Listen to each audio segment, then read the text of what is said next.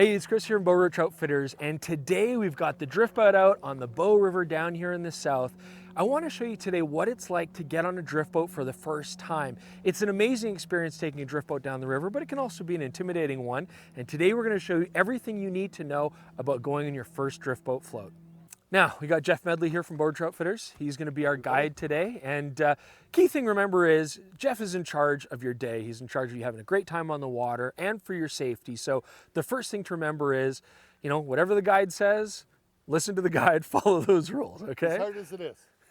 And one of the first questions that a lot of beginners ask us when they're getting a drift boat is, what kind of gear should I bring with me? Now, it's an early spring day here. It's not that warm yet, so we generally will wear waders and boots on a day like today, just so we don't get too cold. But in the middle of summer, we'll often just wear, nice water shoes, shorts. I mean, really, you want to be nice and comfortable on a hot day.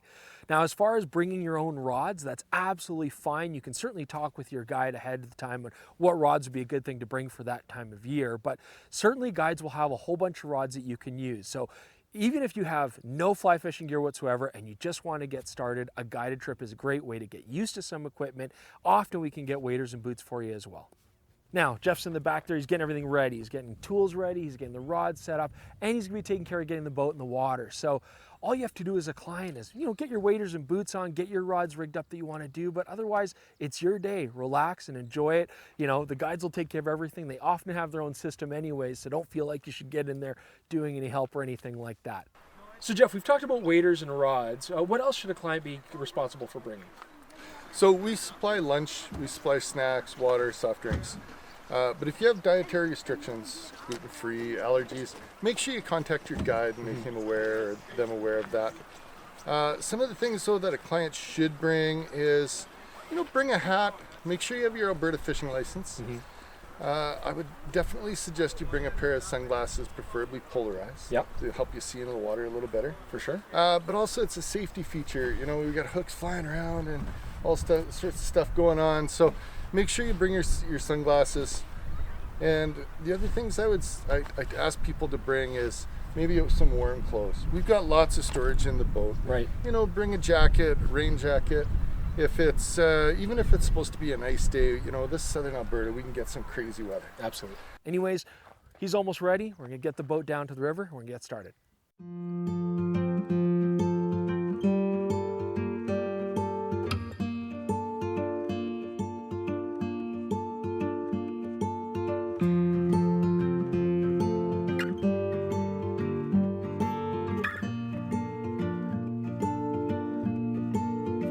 Rick, why don't we hit that rock over there? Hit that streamer. Nice toss. Good toss. So when people get in the boat, I like to orientate them to the boat and the river. And what I mean by that is when we're floating down the river, water flows up to down. So that's downstream, and usually behind us is upstream. And then from that point, if we're floating downstream, river left and river right. And that way everybody's got the same frame of reference. Sometimes we'll call out clock positions, and it's always from the pointy end of the boat. So the pointy end of the boat being 12 o'clock, and then we'll go 1, 2, 3. The forward angler or the front angler typically fishes forward of the oars, and the rear angler fishes from the oars back. So the angler in the back always has more responsibility than the angler in the front, in the fact that I always ask them to watch the cast of the angler in the front so that they don't cast at the same time and tangle. So if the angler in the front is casting, they just hold their cast for a second and try and avoid tangles that way. Hey Chris, one of the things I wanted to make a point of today is just try and stay in your leg brace. You're really bad for that. And we don't want anybody falling out of the boat. If I have to make a sudden turn or we bump a rock, we don't want to see anybody get wet today. Yeah, so why is it a good idea to take a float trip? First, it's just a super day on the water. It's you and a friend, or you and a spouse, or maybe it's just yourself and the guide. There's nothing better than to get with a guide and learn and just see the river from a different perspective. Guides can show you, different ways to fish, different techniques, the way they read the water, where they think the fish lay, and it can really accelerate your learning. The other advantage to fishing from a drift boat is if you're fishing dry flies or hoppers or nymphing, you get exceptionally long drifts. The guide's on the oars, he's controlling the speed of the boat, and he's going to allow you to fish places that you normally couldn't fish from the bank for that length of drift.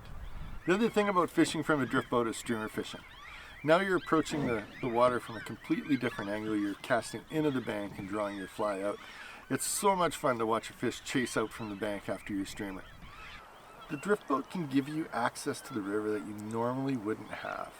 You know, you just can't wade to some places, and it's very difficult to cast to some of these locations, you know, some of the lies that you see fish in. So having the boat for access, that's probably one of the biggest advantages to going on a float trip. Okay, so we got off the water, Jeff. It's been a windy day, but it's been a fun day, hey? We caught some nice fish today, Chris. We had a good time. You know, I don't think we can stress enough that it's never too soon to take a float trip. Mm-hmm. You know, we have a lot of guys come into the shop and, you know, they're waiting. They're waiting until their skills are better, but, you know, it's never too soon. There's nothing like fishing with an experienced guide to really advance your skills. I feel like if you're getting just into fly fishing and you want to learn really quickly, going on a float trip is a great way to learn a lot right off the bat and then grow from that. So absolutely. Definitely, you know, talk to your local shops if you're looking at booking a float trip. I mean, it's a great experience. Of course, if you're in Calgary, definitely talk to us. We'd love that. But if you have any comments, leave them below. If you have any questions about being in a drift boat, please leave those below as well. We would love to answer those for you. But otherwise, subscribe to the channel. We'd appreciate that. We have a good time out here. Yeah, and check out borderridgerovers.com. And until next time, thanks so much. We'll see you soon.